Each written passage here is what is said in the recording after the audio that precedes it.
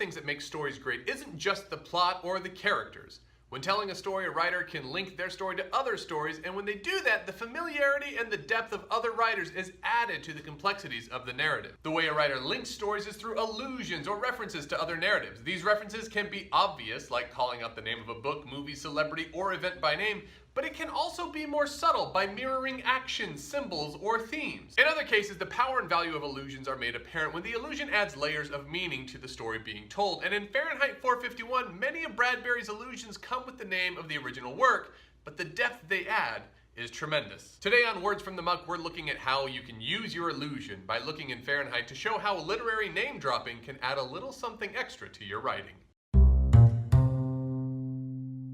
Bradbury really likes his biblical allusions, referencing at least 4 different books from the Bible: Job, Ecclesiastes, Matthew, and Revelation. The book of Job is mentioned only once, but it's still valuable. Montag has met with Faber and is questioning their plan to undermine the authorities, but he's nervous.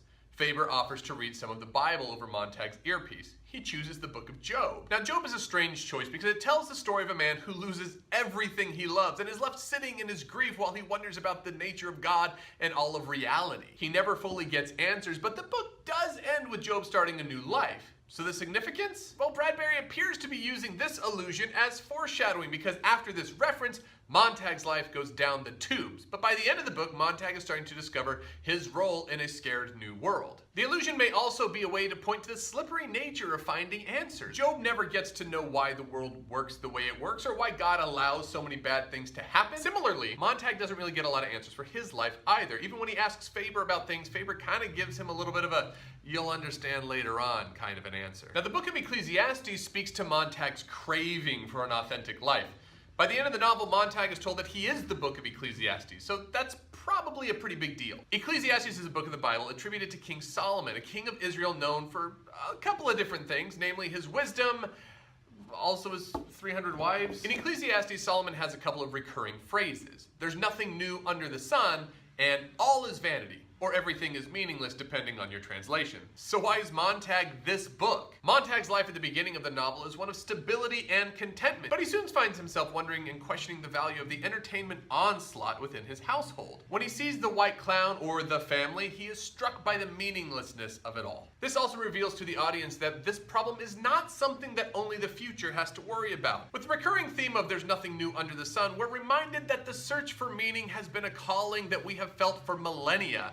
And it's that kind of connection that makes an allusion great, one that connects us to a larger history. The line from the Gospel of Matthew is juxtaposed with a radio commercial for toothpaste. Montag is trying to read a line about the lilies of the field, a passage that suggests that everybody worries too much beyond their essential needs, and his reading is constantly being interrupted by advertising, a medium that lives and dies by its ability to convince us that we don't have enough. This moment shows us Montag's conflict as he's transitioning from one state of mind to another. The final line of the book is from Revelation, which refers to the restoration of the kingdom of God.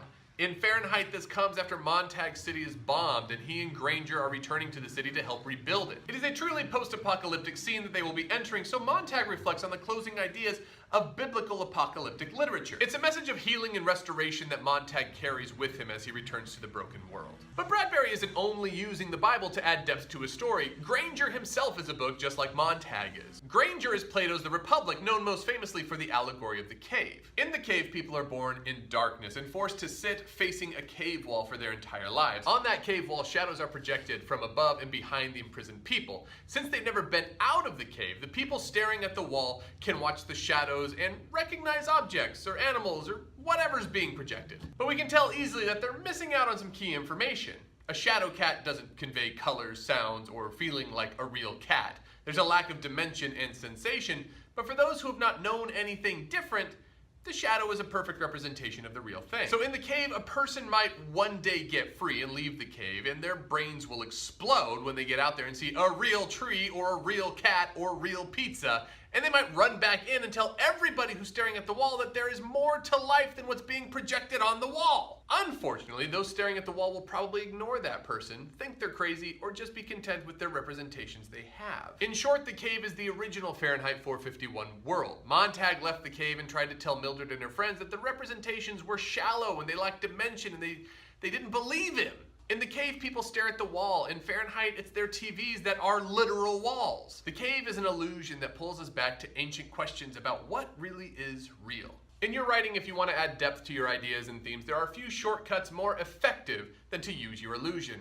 They require your reader to examine their own history with writers, performers, artists, and history itself, and then add those experiences to your story. Thanks for watching Words from the Muck. What's your favorite illusion in a book, movie, or TV show? Is it the Of Mice and Men reference from Key and Peele? How about the Alice in Wonderland references in The Matrix? Let us know in the comments below. Also, please click right over there to subscribe to the channel for more wordly wisdom in the upcoming weeks. And until next time, farewell, good people. Most famously known for the blah. That doesn't even make sense. What did I write? The king if